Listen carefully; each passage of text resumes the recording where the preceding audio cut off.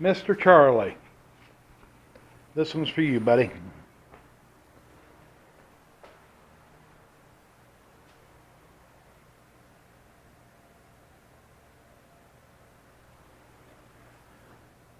Now what I'm wondering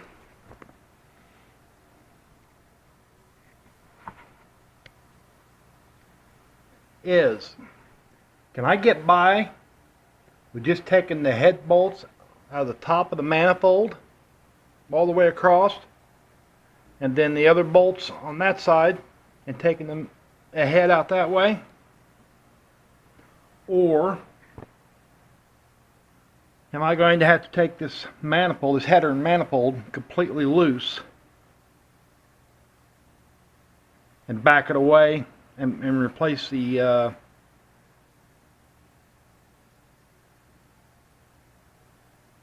manifold gasket?